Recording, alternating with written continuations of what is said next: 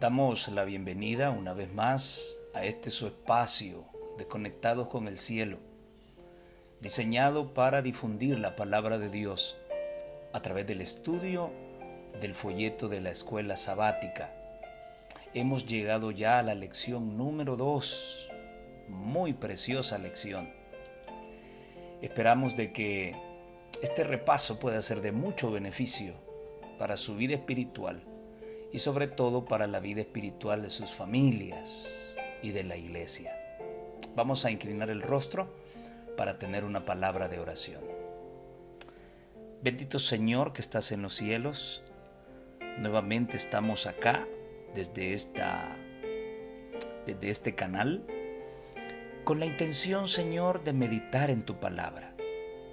Suplicamos nuevamente la dirección de tu Espíritu para que puedas instruirnos y puedas, Señor, ayudarnos a entender que las pruebas son necesarias para nuestro crecimiento espiritual, para el desarrollo de nuestra fe, y que al igual que el apóstol Pablo, podamos gozarnos en medio de ellas, porque es la oportunidad que tenemos para verificar cuán poderoso eres para traer salvación a nuestra vida. Guíanos, acompáñanos, en el nombre de Jesús. Amén y amén. Bueno, los crisoles venideros es el título central de la lección de esta semana. La lectura bíblica la encontramos en Primera de Pedro, el capítulo 4 y los versículos 12 y 13.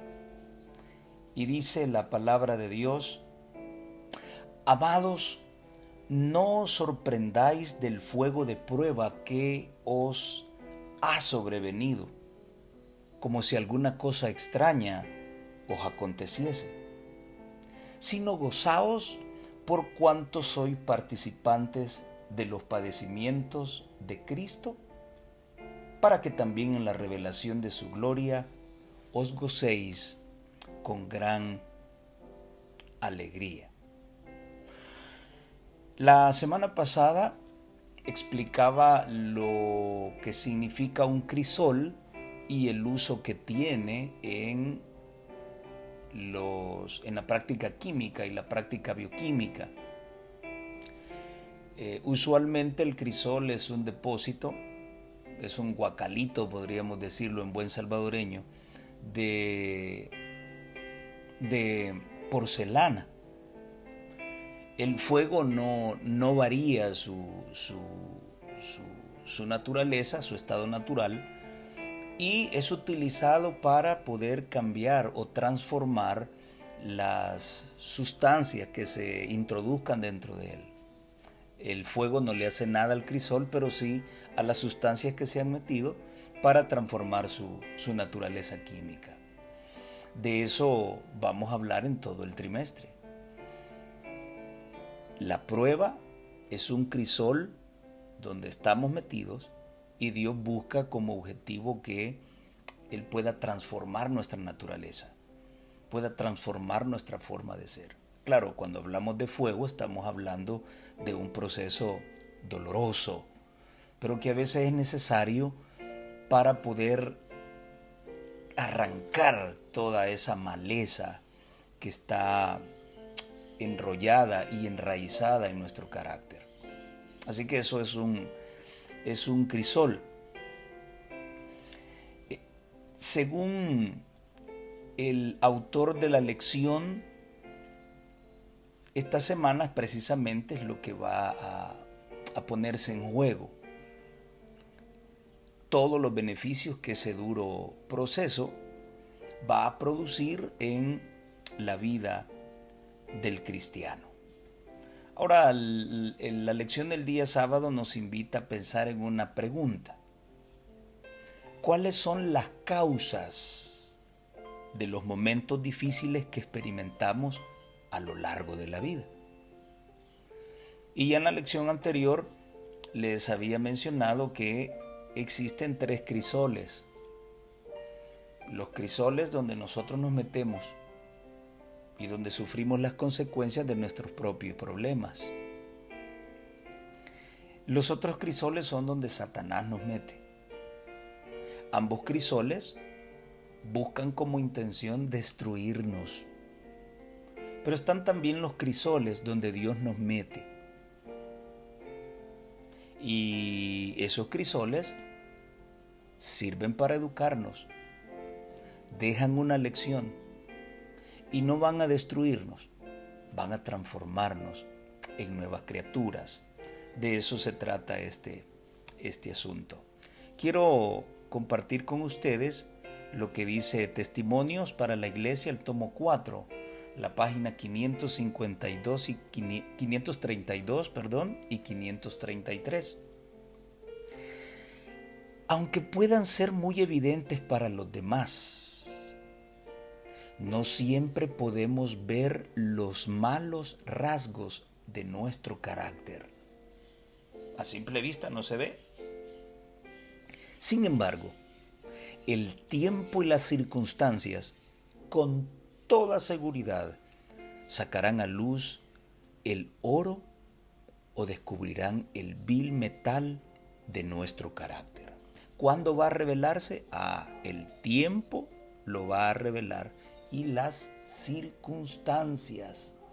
Cómo abordamos los problemas, las situaciones difíciles. Allí se va a revelar nuestro verdadero carácter. Los hombres no nos conocen hasta que el crisol de Dios nos pone a prueba. Qué interesante esto. Cada pensamiento bajo, cada mala acción, revela algún defecto del carácter. Los rasgos ásperos deben ser devastados por el bisel y el martillo del gran taller de Dios. Y la gracia de Dios debe pulirnos antes de que podamos ocupar un lugar en el glorioso templo. Vea usted, no podemos ser trasladados al reino de los cielos con este carácter que tenemos. Y el proceso de transformación consiste precisamente en eso, lograr nuestra santificación, lograr que nuestra vida aquí en la tierra, antes de que Jesús venga, nuestro carácter pueda estar limpio de pecado. Y esto se contrapone a la idea de muchos que piensan que antes de que Jesús venga, no podemos vivir sin pecado. Entonces la pregunta es, ¿por qué tanto proceso? ¿Por qué Dios, si en esta vida nunca voy a dejar de pecar, entonces ¿por qué Dios está tratando de meterme al crisol para transformar mi carácter? Ya hemos escuchado que el carácter es lo único que vamos a llevarnos. Así que a Dios le interesa que este carácter aquí en la tierra sea libre del pecado, sea limpio del pecado. La Biblia sí apoya el hecho de que antes de que Cristo venga, sí podemos vivir sin pecado. Lo que vemos hoy de los hombres, lo que ustedes ven de mí en este momento, posiblemente no sea yo. ¿Quién soy yo frente a los problemas, al tiempo, a las circunstancias? ¿Cómo actúo? ¿Quién soy yo cuando estoy solo? Ese soy yo. Entonces la sierva del Señor menciona que mientras no seamos colocados en el crisol de Dios, entonces esas asperezas de carácter no van a cambiar. Es allí donde el cincel y el martillo van a actuar en nuestro carácter, allí en el crisol. ¿Por qué Dios permite que suframos? Bueno, escuchen lo que dice Sign of the Time del 10 de septiembre de 1896.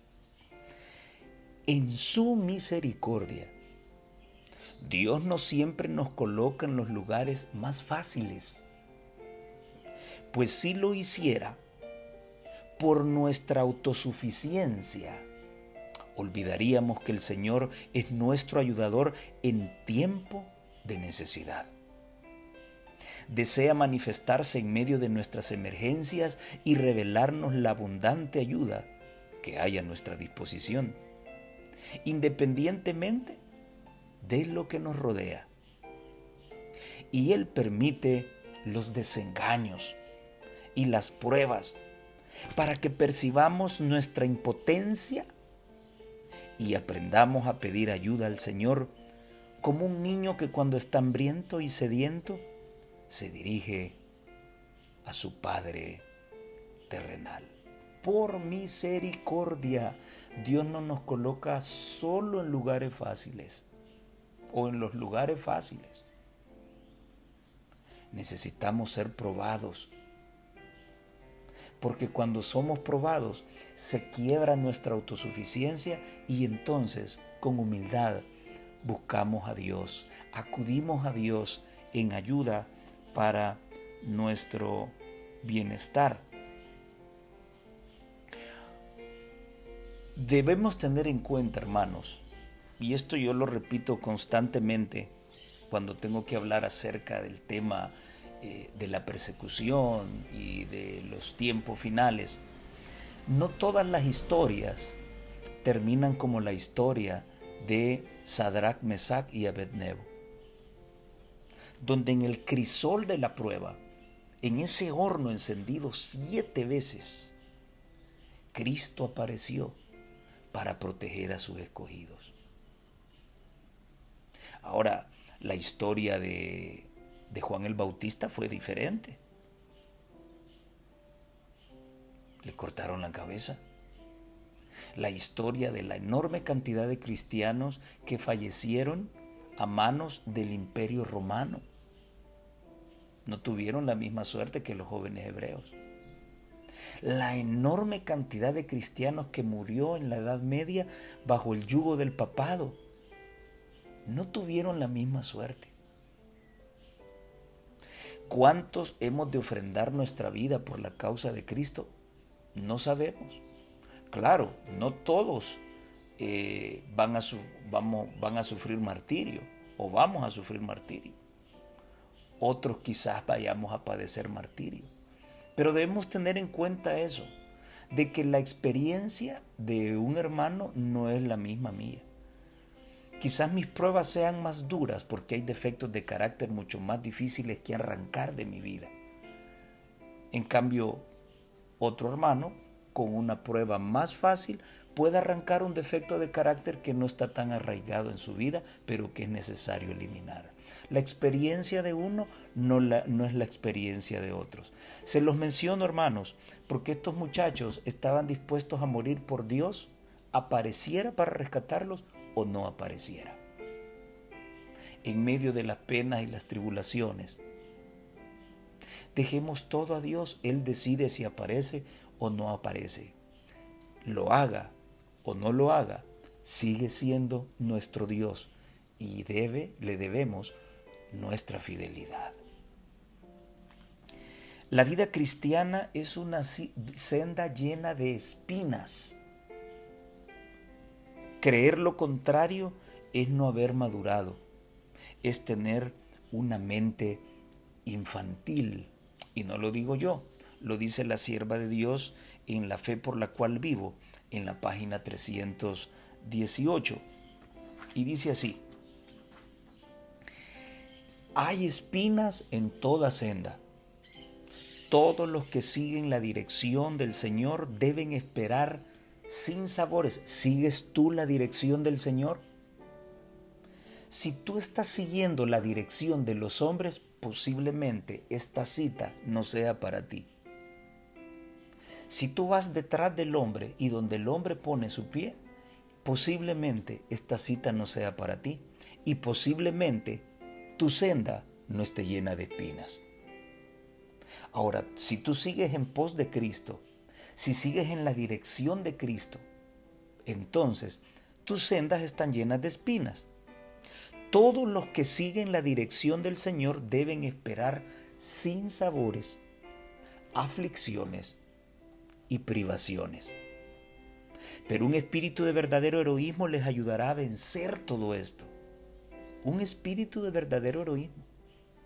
Muchos magnifican enormemente las dificultades aparentes y luego empiezan a compadecerse de sí mismos y dar lugar al desaliento.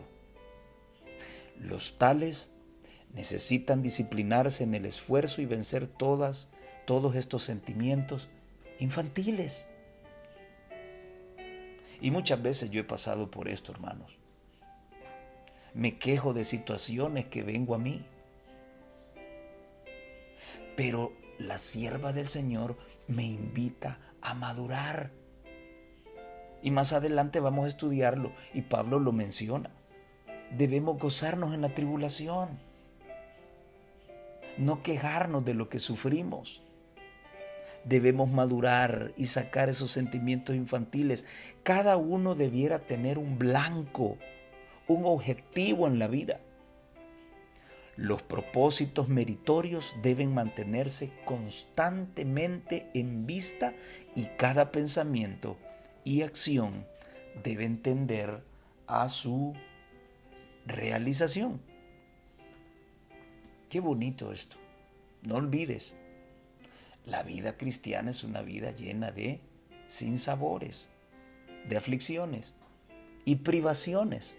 Esto se contrapone al falso evangelio de la prosperidad, donde solo por el hecho de ser cristiano, Dios me va a dar un vehículo, Dios me va a dar una gran casa, Dios me va a regalar un viaje. Te dije que cada experiencia es diferente. Puede ser que ese vehículo sea un tropiezo para mí, esa casa sea un tropiezo para mí y haga crecer y hacer florecer mi orgullo. Puede ser que ese vehículo para otro hermano o esa residencia para otro hermano no cambie su forma de ser, siga conservando su humildad. Entonces por eso él la va a recibir y yo no la voy a recibir.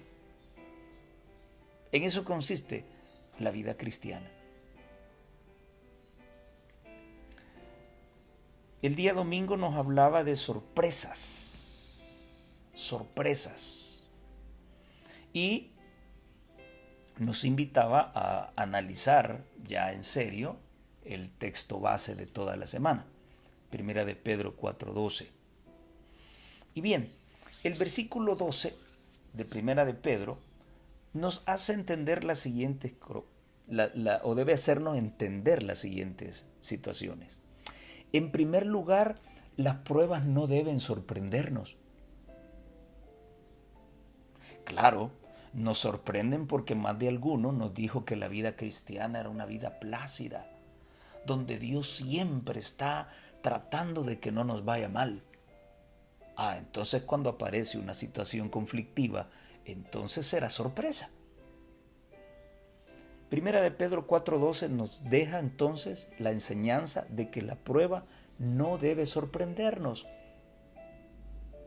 Es una parte natural en nuestro crecimiento cristiano. No debo ver las pruebas como algo extraño. En la vida cristiana son normales.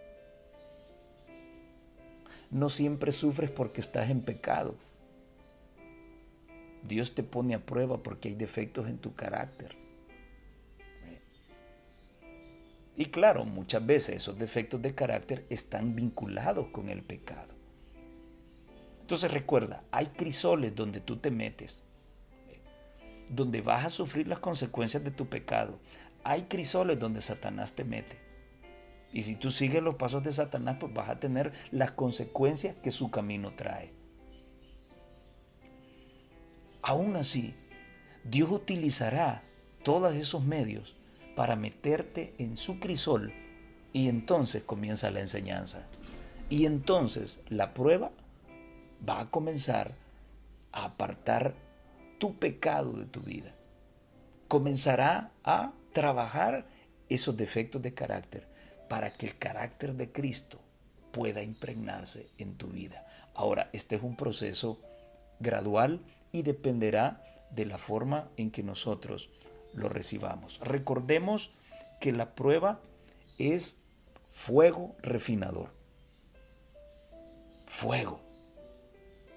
Ya esto nos da la idea de estar metidos en un crisol. Y por otro lado, debemos acostumbrarnos a vivir con las pruebas, pues son la lima que elimina las asperezas de mi carácter. Mira qué bonitas enseñanzas nos deja solo el versículo 12.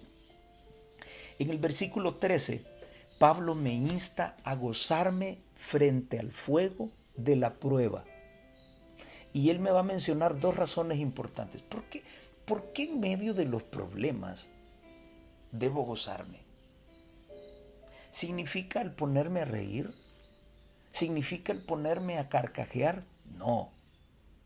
Pablo va a explicarnos cuál es ese gozo. ¿Por qué debo gozarme? En primer lugar, debo recordar que también Cristo padeció y su sufrimiento debe darme ánimo. Y en segundo lugar, solamente frente al fuego de la prueba puedo ver la gloria de Dios. Qué interesante. Solo en medio de la prueba, Noé tuvo el privilegio de ver la mano poderosa de Dios. El pueblo de Israel, en medio de la prueba, pudo ver la mano poderosa de Dios abrir el mar rojo, enviarles maná del cielo, encontrar agua en el desierto. Solamente en medio de la prueba, recuérdalo, podemos ver la mano poderosa de Dios. Entonces por eso debemos gozarnos, porque aún en medio de nuestra tristeza, en medio de nuestro dolor, si administramos la prueba como Dios quiere que la administremos, entonces tendremos el privilegio de ver actuar en nuestra vida la mano poderosa de Dios. Entonces por eso Pablo se gozaba, porque sabía que aunque estaba en problemas, él reconocía que algo Dios quería cambiar en su vida. Y más adelante vamos a leerlo. Y él pacientemente esperaba el momento en que Dios actuaría poderosamente.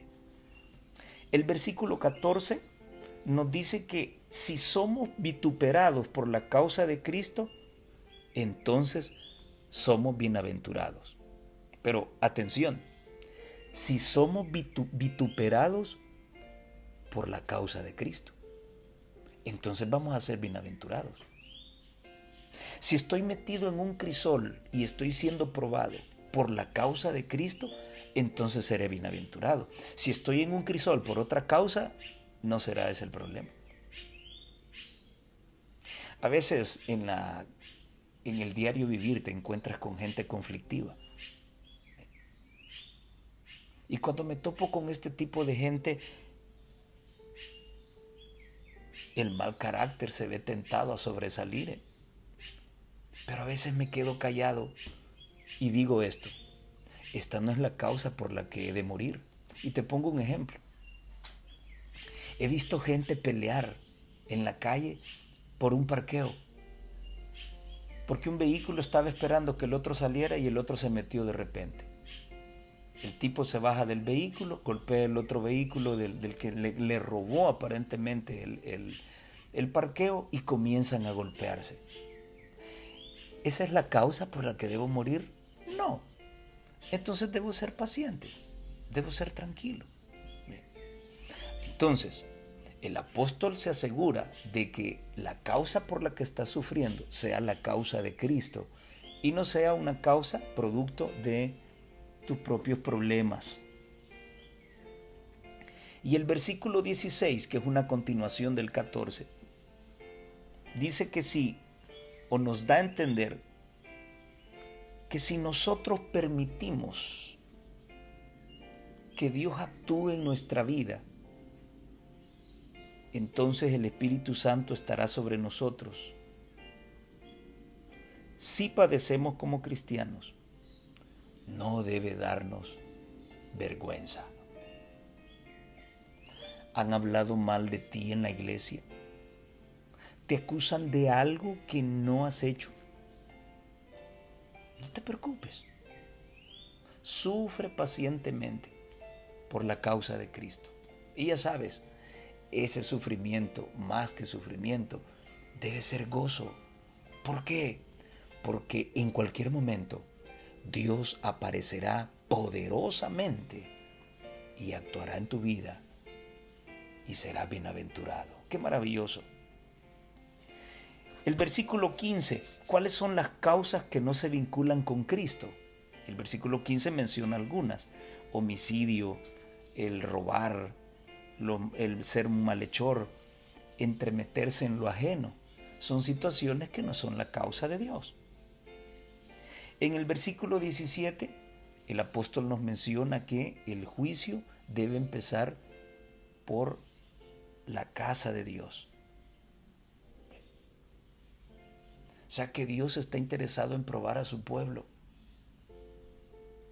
Así como el juicio investigador ha iniciado en la casa de Dios con los muertos de todas las edades, con todos aquellos que dijeron ser cristianos. Entonces, de igual manera, Dios comenzará a cambiar a su pueblo. Él está interesado en su pueblo. Y el versículo 18 nos hace dos preguntas interesantes. Si el justo se salva con dificultad, ¿dónde queda el impío? Imagínate tú, la gente que es renuente con el Evangelio, finalmente, si no quiere cambiar, si a puras penas el justo se salva, ¿dónde queda el impío? Tremendo. Y en el versículo 19 vamos a analizar lo siguiente: ¿cómo debemos actuar los que padecemos por la voluntad de Dios? Entonces el versículo 19 nos recomienda encomendar nuestra vida a Dios y hacer el bien. O sea, actuar como que no está pasando nada. ¿Estoy siendo probado? Sí. Sé que Dios está tratando de eliminar una aspereza de carácter. Entonces, mi vida debe continuar. Debo encomendarme al Señor, a su voluntad, y continuar haciendo el bien. En la lección también se pedía analizar Mateo capítulo 7 y los versículos 13 y 14. Estos versículos nos daban una idea clara de cómo es el camino de Dios y cómo es el camino sin Dios. Leámoslo. Mateo capítulo 7, versículos 13 y 14. ¿Cómo es el camino de Dios y cómo es el nuestro? Y dice la palabra de Dios: entrad por la puerta estrecha. ¿Por qué puerta? Por la puerta estrecha, la incómoda, aquella que al abrir la puerta vemos que está lleno de espinos, está lleno de cardos, está lleno de piedras. Por esa puerta el Señor me pide que entre. Entrad por la puerta estrecha, porque ancha es la puerta y espacioso el camino que lleva ¿a dónde? A la perdición. Y muchos son los que entran por ella.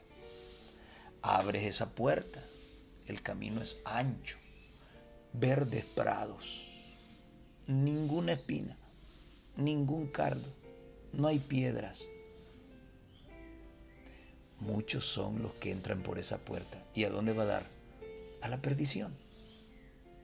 Y el versículo 14 es contundente, porque estrecha es la puerta y angosto es el camino que lleva ¿a dónde? A la vida. Y pocos son los que la hallan. ¿Cuántos son los que están dispuestos a sufrir y entrar por la puerta del cristianismo? Pocos. Pocos. ¿Cuántos son aquellos que no están dispuestos a sufrir y entran por la puerta ancha? Muchos. Y muchos que dicen ser cristianos creen que han entrado a la puerta angosta, pero no, han entrado a la ancha. Tremendo. No solo debemos esperar de Dios cosas buenas, también situaciones malas que buscan mejorar nuestra relación con Él, ya sea porque las permite o en su misericordia encausa esas situaciones para nuestro bien, encausa las consecuencias de nuestras malas decisiones. Y esas malas decisiones sí son nuestra causa. Son causas que nosotros nos hemos provocado. Entonces son causas nuestras, no es la causa de Dios. Jesús nos invita a seguirle aún en la senda del dolor. Lo leemos Mateo 16, 24. Dice la palabra del Señor. Entonces Jesús dijo a sus discípulos, si alguno quiere venir en pos de mí, traduzcámoslo, si alguno quiere seguirme, niéguese a sí mismo y tome su cruz y sígame. ¿Y por qué es necesario tomar esa senda del dolor? Bueno, para ser dignos delante de Él. Escucha lo que dice Mateo 10, 38. Y el que no toma su cruz y sigue en pos de mí, no es digno de mí. ¿Quieres ser un seguidor de Cristo? Bueno, acepta su senda de dolor. Llevemos nuestra cruz. Quien no quiera llevar esa cruz no es digno de Cristo. Interesante, muy interesante. Ahora, ¿qué dice la sierva de Dios con respecto a todo esto que hemos analizado? El conflicto de los siglos, la página 518, ella dice, hemos sido, voy a iniciarlo con una pregunta, ¿se goza Dios de nuestras penas y aflicciones? ¿Por qué razón es necesario que suframos en la vida cristiana? Vale la pena responder esto. ¿Se goza Dios de nuestras penas y aflicciones? ¿Y por qué razón es necesario que suframos en la vida cristiana? Entonces ella responde lo siguiente. Hemos sido tomados de la cantera del mundo y traídos al taller del Señor para ser labrados a fin de ocupar un lugar en su templo. No os rebeléis bajo este proceso de la gracia. Puede ser que seáis una piedra tosca que requiere mucho trabajo antes de estar preparada para ocupar el lugar que Dios le ha asignado. No os sorprendáis si con el martillo y el cincel de las pruebas Dios os va quitando los defectos de carácter. Solo Él puede realizar esta obra. Podéis estar seguros de que no dará ni un golpe inútil. Y con lo que ella escribió en Testimonios para la Iglesia, tomo 6, página 366, vamos a hacer unas preguntas. ¿Quiénes son los que representan la fase alegre y alentadora de nuestra religión? ¿Cómo toma Dios esa actitud de mi parte, el hecho de que hablo más de mis tormentos y mis pruebas y me lamento constantemente de eso? ¿Cómo toma Dios esa actitud de mi parte? ¿Y qué es lo que producen las pruebas que educan? La sierva de Dios dice lo siguiente, Testimonios tomo 6. La fase alegre y alentadora de nuestra religión será representada por todos los que se consagran diariamente a Dios. Si tú te consagras constantemente a Dios, entonces tú eres parte de esa fase alegre y alentadora de nuestra religión. No debemos deshonrar a Dios con un lastimero relato de las pruebas que parecen gravosas. ¡Wow! Deshonramos a Dios cuando nos lamentamos. Todas las pruebas que se reciban como medios de educarnos producirán gozo. Si esa prueba no produce gozo, entonces no te está educando. Es tremendo esto. Mira qué lindo. Todas las pruebas que se reciban como medios de educarnos producirán mucho gozo. Qué interesante. Los crisoles de Satanás, dice la lección del día lunes. Y en la lección del día lunes vamos a analizar Primera de Pedro, el capítulo 5, los versículos del 8 al 11. Muy bien. Tú lo leíste en la semana, solamente voy yo a comentarlo. En primer lugar, ¿qué podemos decir de Primera de Pedro 5 del 8 al 11? Bueno, en todo tiempo, debo estar sobrio y velando. ¿Qué es estar sobrio? Estudiando, viviendo el Evangelio, testificando, orando, ayunando. Eso es estar sobrio. Eso es estar sobrio. Entonces, en todo tiempo, sed sobrios y velad, dice el apóstol. En todo tiempo debo ser sobrio y estar velando. Si yo dejo de estudiar, si yo dejo de orar, si yo dejo de hacer buenas cosas, de vivir el Evangelio, si yo dejo de testificar, si yo dejo de ayunar, entonces no seré sobrio y voy a comenzar a beber cualquier vino que va a embriagarme, va a nublarme mi entendimiento y con dificultad voy a poder discernir entre lo santo y lo profano, que es el gran problema que está ocurriendo hoy en nuestra iglesia. En segundo lugar, si Satanás es un león, ¿por qué debo estar sobrio y velado? Porque el adversario, el diablo, anda como león rugiente buscando a quien devorar. Si Satanás es un león rugiente, entonces es un enemigo que se está anunciando, que es predecible. No es un león que anda silencioso buscando comida, no, anda rugiendo. Interesante, entonces se está anunciando. Por tal razón nadie peca por sorpresa o de repente. Pecamos porque lo hemos decidido. No lo notamos porque no estamos sobrios ni velamos.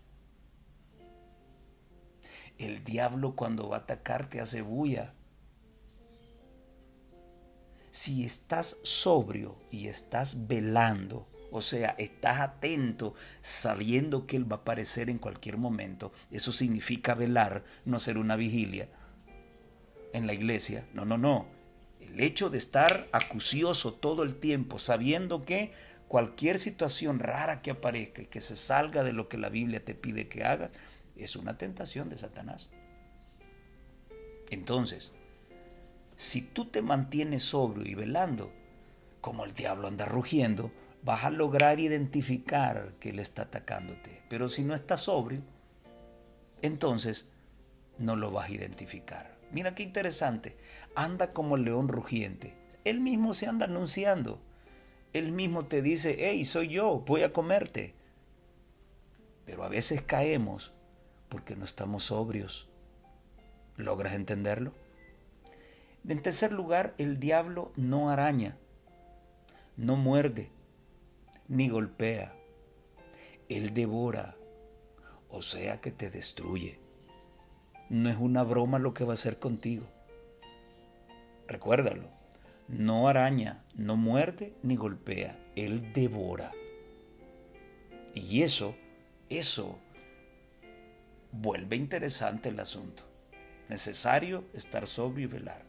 En cuarto lugar, a Satanás se le puede resistir. ¿Cómo? Bueno, 1 Pedro 5, el 8 al 11 nos da la clave. Estando firmes en la fe. En quinto lugar, Dios permite que padezcamos por poco tiempo. ¿Y cuándo va a aparecer? En su tiempo, no cuando yo diga. Puede ser que estés al borde de la peña, pero Él aparecerá cuando a Él le plazca. Por eso hay que depositarnos en Dios, hay que confiar en Dios. Las cosas van a realizarse en su tiempo, no en el mío. En sexto lugar, después de ese breve tiempo de prueba, Él mismo va a hacer en mí 4 cosas que encontramos en 1 Pedro 5 del 8 a 11. Perfección, afirmamiento, fortalecimiento y establecimiento. Pero si he afrontado la situación con sabiduría. Si la prueba la acepto con sabiduría, ¿qué es aceptarla con sabiduría? Es depositarme en las manos de Dios y seguir haciendo el bien. ¿Recuerdas? Lo acabamos de decir. Entonces, Dios logrará perfeccionarme, afirmarme en su palabra, fortalecerme y establecerme en sus promesas. Qué maravilloso. Y en séptimo lugar, Satanás es un amigo vencido. Debo confiar en el poderoso brazo de Cristo Jesús, que Él es un vencedor. Y vamos a leerlo en Juan capítulo 16, versículo 33. Y dice así la palabra de Dios. Estas cosas os he hablado para que en mí tengáis paz. Está hablando Cristo. En el mundo tendréis aflicción, pero confiad, yo he vencido al mundo, dice Cristo. Así que, si te depositas en Él, no te preocupes. Él actuará maravillosamente en ti y los problemas tendrán una buena solución y tú habrás aprendido y alguna pereza de carácter habrá sido eliminada y serás bienaventurado. Pongamos atención al odio que Satanás nos tiene. Escucha lo que la sierva de Dios escribió en Primeros Escritos, página 191. Satanás tuvo otra vez consejo con sus ángeles. Esto lo vio ella. Y con acerbo odio contra el gobierno de Dios, les dijo que si bien él retenía su poder y autoridad en la tierra, debían duplicar sus esfuerzos contra los discípulos de Jesús. ¿Ves por qué el apóstol nos pide que nos gocemos frente a los padecimientos? ¿Por qué? Porque Satanás odia a Cristo. Y entonces le hizo sufrir fuertemente aquí en la tierra. Si nosotros sufrimos aquí es porque compartimos la misma causa de Cristo. Somos su pueblo. Y si Satanás le odia a él, nos odiará a nosotros. Sus esfuerzos van duplicados contra nosotros. Por eso es que debemos estar sujetos de Cristo, porque solos no podremos vencer. No habían prevalecido contra Cristo, pero de ser posible debían vencer a sus discípulos. En cada generación deberían procurar engañar a quienes creyeran en Jesús. Les dijo Satanás a sus ángeles que Jesús había conferido a sus discípulos la potestad de reprenderlos y expulsarlos y de sanar a cuantos afligieren. Entonces los ángeles de Satanás salieron como leones rugientes a procurar la destrucción de los seguidores de Jesús. ¡Qué tremendo esto! Por eso es que constantemente debemos andar la armadura de Dios. para hacer frente a estas huestes y fortalecernos en la fuerza de Cristo. ¿Cuáles son los 3 lazos que Satanás usa para hacernos caer? 3 lazos. Escucha lo que dice la sierva del Señor en Maranata, el Señor viene, la página 88. Cada alma esté alerta. El adversario sigue los pasos. Vigilad, observando diligentemente, no sea que una trampa maestra cuidadosamente oculta os sorprenda desprevenidos. Presten atención los descuidados e indiferentes, no sea que el día de Dios los sorprenda como ladrón en la noche. Muchos se apartarán de la senda de la humildad y despojándose del yugo de Cristo, avanzarán por senderos extraños. Enceguecidos y confundidos, dejarán la senda estrecha que conduce a la ciudad de Dios. El que venza debe velar, porque mediante los lazos del mundo, el error y la superstición, Satanás trata de apartar a los seguidores de Cristo. ¿Cuáles son los 3 lazos? El error, el mundo y la superstición. No basta que evitemos los peligros evidentes y las decisiones peligrosas e inconsecuentes. Debemos mantenernos al lado de Cristo, caminando en su sendero de abnegación y sacrificio. Estamos en el país del enemigo. El que fue arrojado del cielo ha descendido con gran poder mediante todo artificio y estratagema concebible. Está tratando de cautivar almas.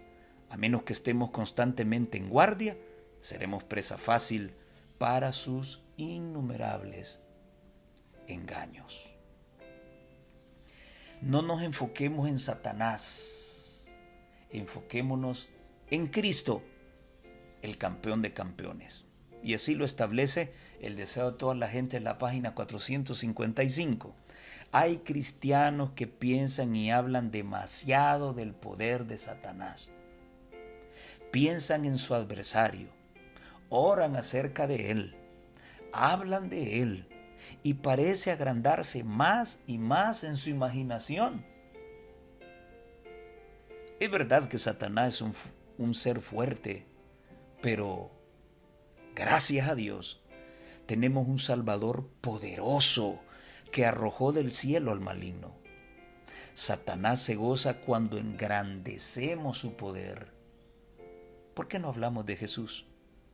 ¿Por qué no magnificamos su poder y su amor? El objetivo de las tentaciones y pruebas no es saber que Satanás viene a nuestra vida. Hay que estar alerta.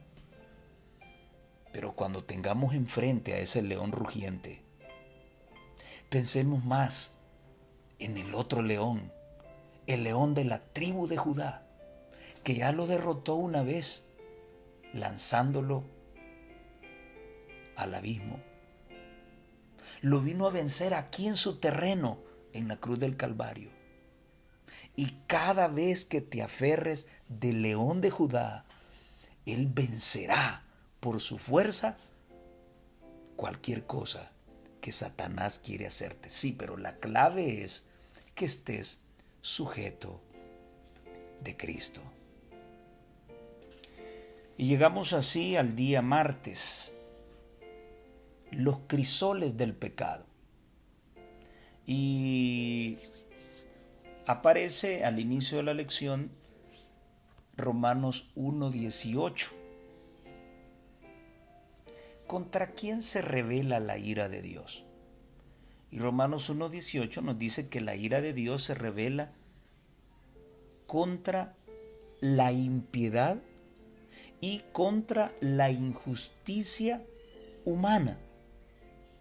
Ahora, ¿por qué razón, de acuerdo a Pablo, por qué razón la ira de Dios va a rebelarse contra la impiedad y contra la injusticia humana? Porque esas dos cositas están deteniendo la verdad. Nadie puede violar una ley sin sufrir sus consecuencias. Puedes irte al edificio más alto, lanzarte de cabeza. Bueno, estás cometiendo un suicidio y eso es pecado. Pero en lo que vas cayendo, le pides perdón a Dios y te arrepientes. Ahora, ¿van a aparecer dos ángeles para sujetarte y llevarte nuevamente a la cima? ¿O llevarte sin que te golpees hasta el suelo? No.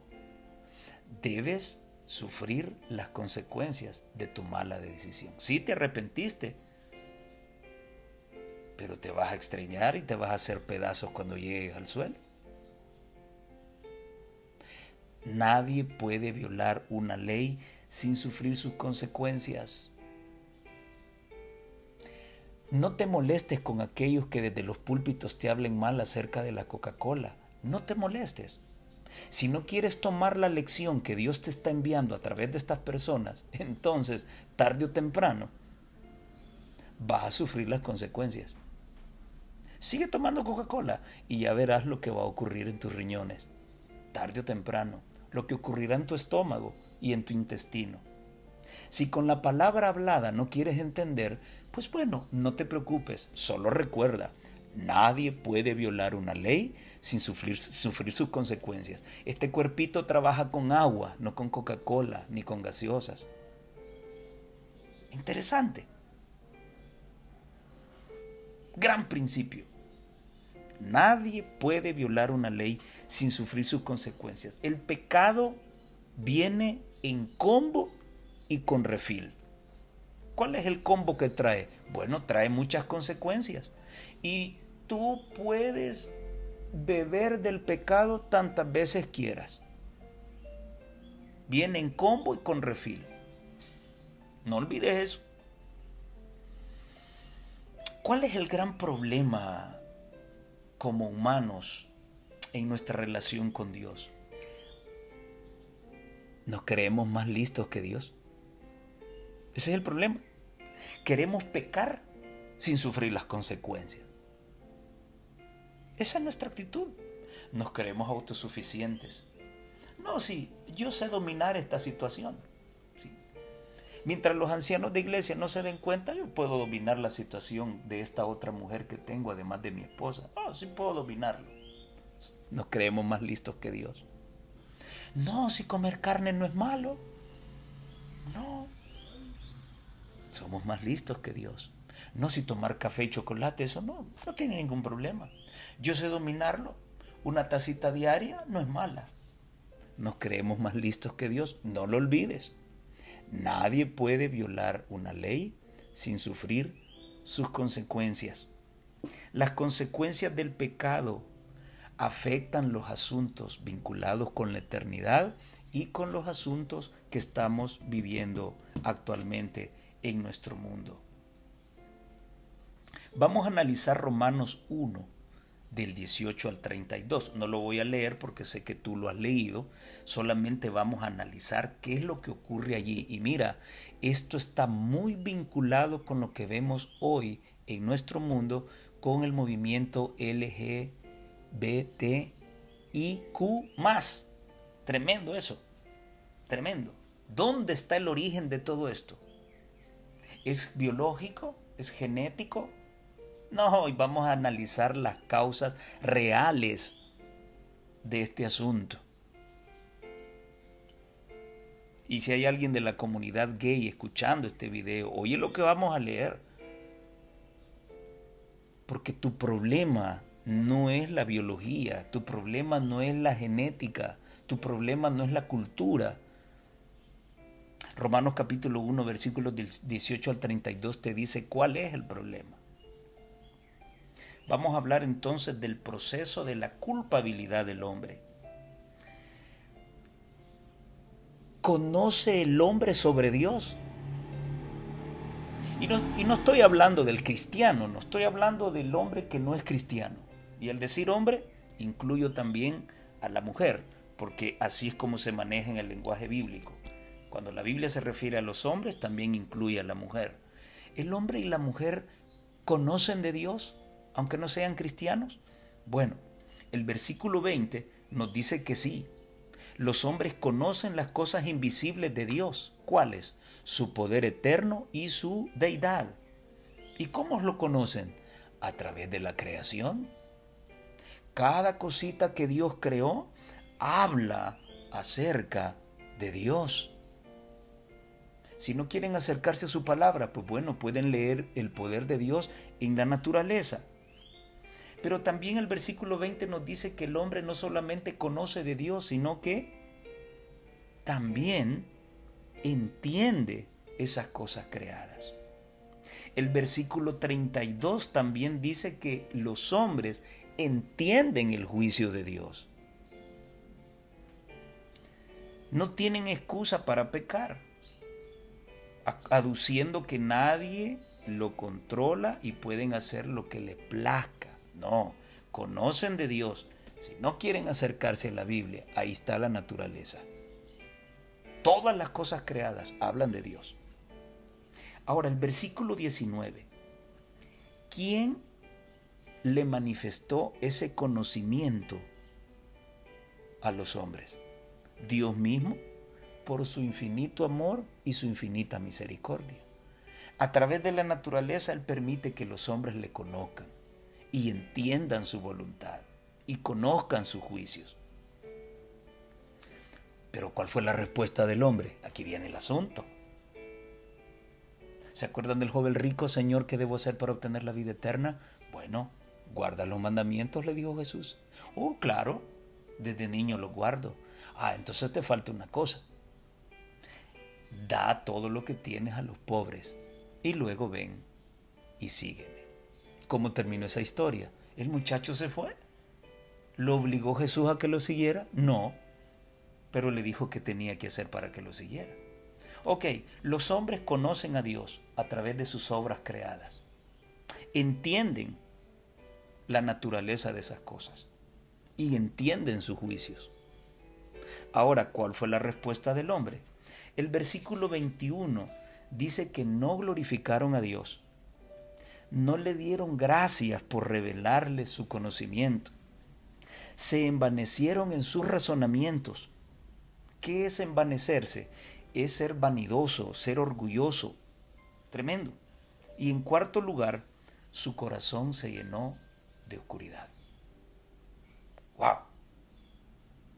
Se envanecieron en sus razonamientos, confiaron en su propia prudencia, en su forma de ver las cosas, en su forma de interpretar las cosas. El versículo 22 nos dice que profesaron ser sabios, pero ellos creían que eran sabios, pero realmente eran necios. En sexto lugar, versículo 22 nos dice que cambiaron la imagen de Dios incorruptible por cosas corruptibles, por imágenes, por ídolos, e hicieron ídolos del hombre, hicieron ídolos de animales, ya sea cuadrúpedos, aves y reptiles. ¡Qué tremendo! En séptimo lugar, dice el versículo 25, que cambiaron la verdad de Dios por la mentira. ¿Cuál mentira? La idolatría. La idolatría es una mentira, tremenda mentira. Y hoy en día, la Iglesia Católica trata de ver las cosas de diferente manera con esta cuestión de las imágenes y la idolatría. ¿Por qué? Porque ahora sus líderes, y Luis Toro, enseña de que Dios no prohíbe las imágenes, lo que prohíbe es la idolatría. ¡Qué tremendo! Y un ídolo, una escultura, es una imagen de algo. Y lo dice el diccionario, pueden ir al diccionario.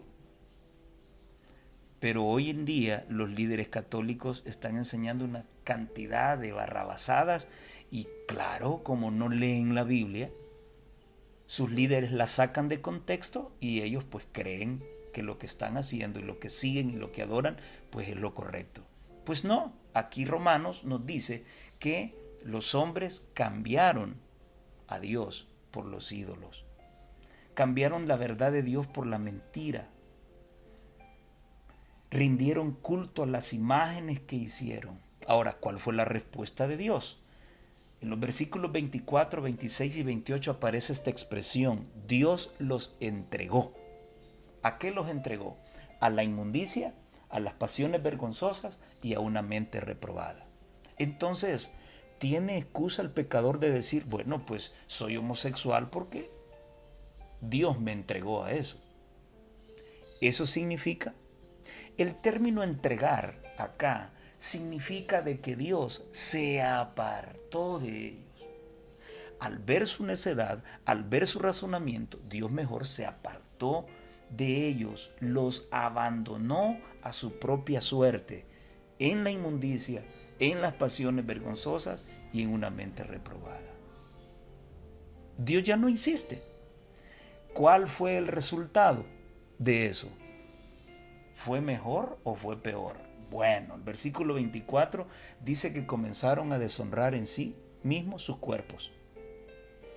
El versículo 26 dice que sus mujeres cambiaron el uso natural por lo antinatural. Ya no tenían sexo por el lugar que Dios estableció, sino que por otros lados también. Ya no se conformaron con el varón, sino que también se echaron con animales y se echaron mujer con mujer. El versículo 27 dice que los hombres dejaron a sus mujeres para meterse hombre con hombre. Le llama eso un hecho vergonzoso. ¿No es homosexualismo eso?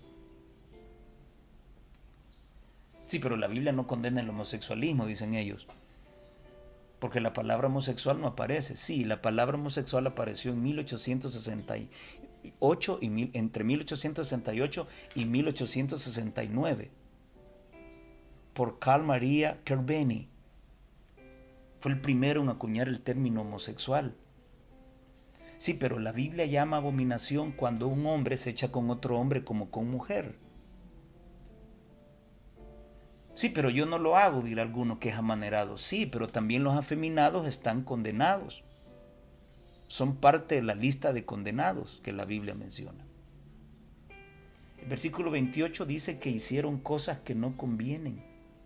Y el versículo 29 dice que se atestaron de qué: de injusticia, fornicación, perversidad, avaricia, maldad, envidia, homicidios, contiendas, engaños, malignidades, murmuraciones, detractores, aborrecedores de Dios, injuriosos, soberbios, altivos, inventores de males, desobedientes a los padres, necios, desleales, sin afecto natural, impecables y sin misericordia. ¿Las cosas mejoraron o empeoraron?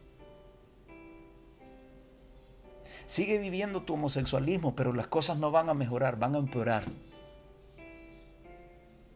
Sigue metido en las drogas, no te preocupes, sigue viviendo sin Dios, pero las cosas no van a mejorar, van a empeorar. Tienes otra mujer además de tu esposa, no te preocupes, sigue en lo mismo, pero las cosas no van a mejorar, van a empeorar. Porque las cosas lejos de Dios no funcionan, no funcionan. Todos los que practican estas cosas y se complacen o aprueban a todos los que las practican son dignos de muerte, dice el versículo 32. Tremendo. ¿Qué dice la sierva del Señor con respecto a esto? Estos son los crisoles del pecado. La edificación del carácter. Pecar contra Dios no es nada liviano, no es cualquier cosa. Edificación del carácter, páginas 74-75. No es algo liviano pecar contra Dios, dice la sierva. Erigir la perversa voluntad del hombre en oposición a la voluntad de su Hacedor. Conviene a los mejores intereses de los hombres, aún en este mundo, obedecer los mandamientos de Dios. Y conviene, por cierto, a su eterno interés someterse a Dios y estar en paz con Él. De todas las criaturas que Dios ha hecho sobre la tierra, solo el hombre se ha revelado. Sin embargo, posee facultades de razonamiento para comprender las exigencias de la ley divina y una conciencia para sentir la culpabilidad de la transgresión por una parte y la paz y el gozo de la obediencia por la otra. Dios lo hizo un agente moral libre para obedecer o desobedecer. La recompensa de la vida eterna, un eterno peso de gloria, se promete a los que hacen la voluntad de Dios, en tanto que la amenaza de su ira pende sobre los que desafían su ley. Y hoy en día podemos notar que el placer y la pasión tienen más peso que la razón. Y esto nos lo menciona nuestra elevada vocación, la página 46. El cielo está ante vosotros con sus atracciones, como un eterno peso de gloria. ¿Qué podéis perder o ganar? ¿Qué sucederá? Vuestra vida y vuestro carácter testificarán de la elección que habéis hecho. Me siento sumamente ansiosa porque veo a tantas personas indiferentes hacia los temas de la importancia infinita. Ellas están siempre ocupadas aquí y allá con cosas de importancia menor, y esto nos incluye a nosotros, los adventistas del séptimo día. De manera que descartan de sus pensamientos el gran tema. Carecen de tiempo para orar, no tienen tiempo para velar ni tiempo para investigar en las escrituras. Están demasiado ocupadas para hacer la preparación necesaria para la vida futura. No pueden dedicar tiempo a perfeccionar caracteres cristianos y a buscar con diligencia un título para el cielo. ¿Por qué? Porque el placer y la pasión pesan más que la razón. ¿Importa más lo que siento y me gusta que razonar que aunque me guste puede traer consecuencias malas para mí? Qué triste. Llegamos al día miércoles, los crisoles de purificación. Y la lección inicia con Jeremías 9:7. ¿Qué fue lo que dijo Jehová? Que nos refinaría y nos probaría. ¿Por qué va a hacer eso el Señor? ¿Por qué quiere refinarnos y probarnos? ¿Ves el proceso de la santificación? El proceso de la perfección, refinamiento y prueba. ¿Por qué el Señor hará esto con su pueblo? El versículo 8 dice, porque tenían lengua engañosa, eran mentirosos, eran hipócritas, una lengua afilada para engañar. Versículo 13 y 14 dice que dejaron la ley de Jehová y en tercer lugar se fueron tras la tradición de sus padres, tras los ídolos. Por esas tres cosas el Señor va a refinar y a probar a su pueblo. Por la lengua afilada para engañar que tenemos, porque dejamos la ley de Jehová. Decimos que la guardamos, pero no la guardamos como debe ser. Y en tercer lugar, aunque sabemos que el segundo mandamiento prohíbe los ídolos, cada quien tiene su muñeco guardado debajo de la alfombra. Entonces no nos quejemos cuando Dios nos prueba y nos refina. Ya vas a ver qué lindo lo que vamos a leer con respecto a esto. ¿Qué consecuencias les traería haberse apartado de Dios y hacer esas tres cosas? Comerán ajenjo y beberán hiel y serían esparcidos. ¿Has probado el ajenjo alguna vez? ¿Has probado la hiel del hígado? Amargo. Eso le tocó al pueblo de Israel, amargura. El crisol de la prueba, refinamiento, prueba. Ahora, sin sufrimiento, el pueblo de Dios no puede ser purificado. El único camino que nos queda es someternos. No podemos escapar de Dios. ¿Qué más podría hacer por nosotros? Mira cómo lo dice Mi Vida Hoy, página 94. Entre el pueblo de Dios se está verificando un proceso de refinamiento y purificación. El Señor de los ejércitos se ha empeñado en esta obra. Este proceso es muy doloroso para el alma. Sin embargo, es necesario realizarlo para eliminar la impureza. Las pruebas son indispensables, pues nos atraen más cerca de nuestro Padre Celestial, sometiéndonos a su voluntad y permitiéndonos ofrecer al Señor una ofrenda en justicia. Dios coloca a sus hijos en la misma situación una vez tras otra, aumentando la aflicción hasta que la mente se hinche de perfecta humildad y el carácter se transforma. Entonces triunfan aquellos sobre el yo, de acuerdo con Cristo y el Espíritu de los cielos. No se puede efectuar sin sufrimiento la purificación del pueblo de Dios. ¿Cómo crece la fe? En la tribulación. ¿Cómo se purifica el pueblo de Dios? En el sufrimiento, no descansando, en el sufrimiento. Aquí está. No se puede efectuar sin sufrimiento la purificación del pueblo de Dios. Él nos lleva de un horno a otros para probar nuestro valor genuino. La verdadera virtud está en someterse a la prueba.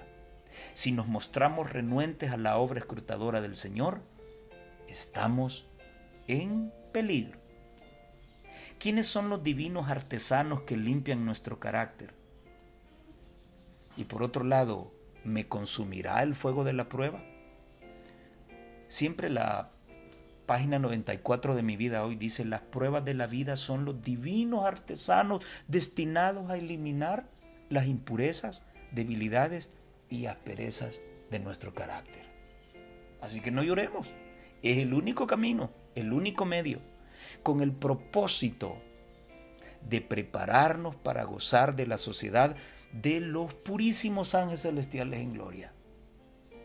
El fuego no nos consumirá, sino que eliminará la escoria y saldremos purificados 7 veces, ostentando el sello de la divinidad.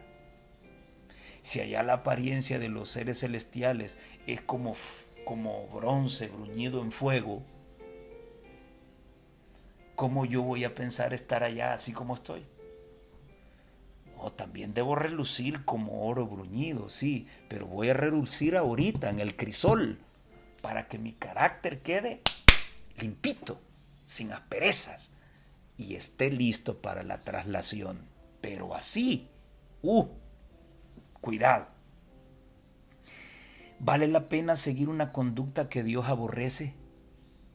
¿Vale la pena insistir en el pecado?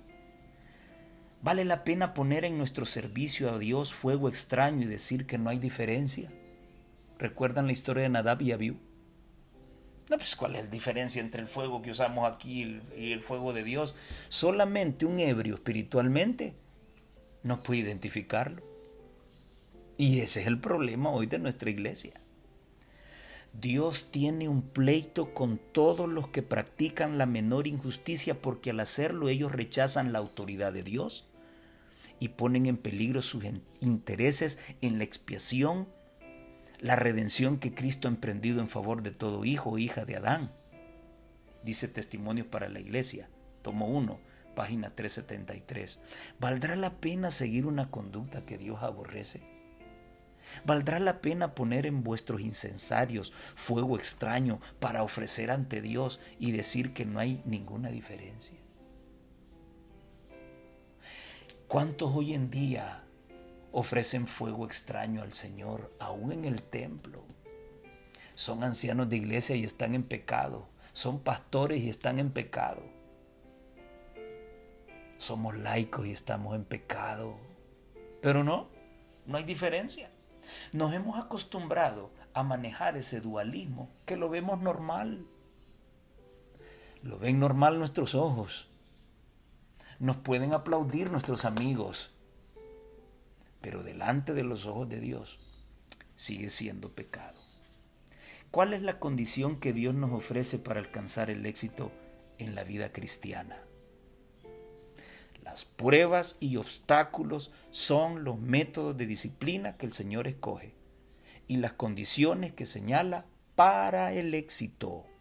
Ministerio de Curación, página 373. Pruebas y obstáculos. No hay otro método. No hay. Quisiera decirte que hay otro, pero no hay. Bueno, el otro es no someterse. Sí, pero las cosas se van a empeorar y vas a perder la vida eterna. ¿Dios nos prueba para castigar nuestra desobediencia? ¿O existe otra razón? Mira lo que dice el Ministerio de Curación, página 373 y 374. El hecho de que somos llamados a soportar pruebas demuestra que el Señor Jesús ve en nosotros algo precioso que quiere desarrollar. Si no hubiera en nosotros nada con qué glorificar su nombre, no perdería tiempo en refinarnos. ¡Qué lindo! Hay algo bueno en mí que Dios quiere desarrollar y la única manera para que se desarrolle es bajo el fuego de la prueba. Ahí va el refinamiento. Si Dios no viera nada en mí, no gastaría tiempo en refinarme. No echa piedras inútiles en su hornillo. Lo que Él refina es mineral precioso. ¿Ves por qué Pablo dice que debemos gozarnos? Porque Dios ha visto algo precioso en nosotros. El herrero coloca el hierro y el acero en el fuego para saber de qué clase son. El Señor permite que sus escogidos pasen por el horno de la aflicción para probar su carácter y saber si pueden ser amoldados para su obra. Dios no se está vengando de ti a través del fuego de la prueba.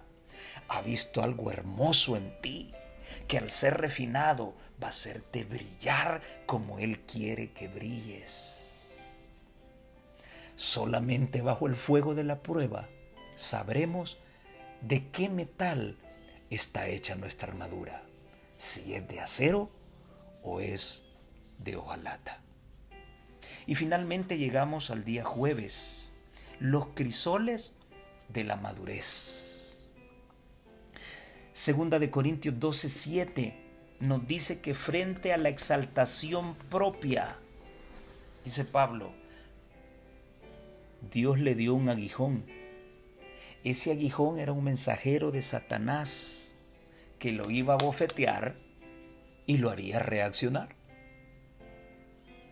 Al final, ese aguijón que lo haría reaccionar, lo protegería de apartarse de Dios. El versículo 8 de 2 Corintios 12 nos dice de que Pablo 3 veces rogó para que fuese eliminado ese aguijón. 3 veces. Y la respuesta que recibió de Dios fue en el versículo 9, bástate mi gracia, porque mi poder se perfecciona en la debilidad. 3 veces. Hay cosas que te impacientan y no crees que tengan lógica en tu vida y le has pedido a Dios que lo quite de ti. Pero ahí está. Bástate mi gracia. Cojo, ciego, no oyes, no hablas. Ese dolor de rabadía. ¿Cuántas veces le has pedido a Dios que te lo quite, pero no te lo quita? Porque ese dolorcito te va a hacer más dependiente de Él y va a evitar que te separes de Él. Bástate mi gracia, porque mi poder se perfecciona en la debilidad. ¿Por qué el poder de Dios se perfecciona en la debilidad? Y el versículo 10 nos da a entender lo siguiente, porque frente a mi debilidad solo Cristo es mi fortaleza. Porque cuando soy débil, entonces soy fuerte. Mi orgullo me da una fortaleza engañosa y no necesito de Cristo, por tanto, estoy propenso a caer. Pero si dependo de Cristo, logro ver mi debilidad y confío en sus méritos para ser fuerte solamente en Él. Entonces Pablo concluye diciendo, por mi propia cuenta, con buen ánimo, me voy a gloriar en mi debilidad, porque entonces buscaré a Cristo para ser fuerte. En segundo lugar, me gozaré en las debilidades, las afrentas, las necesidades, las persecuciones, las angustias, únicamente por amor de Cristo. Y en tercer lugar, porque entre más débil soy, tengo más necesidad de Cristo, voy a buscarle, me hago fuerte y puedo vencer cualquier cosa.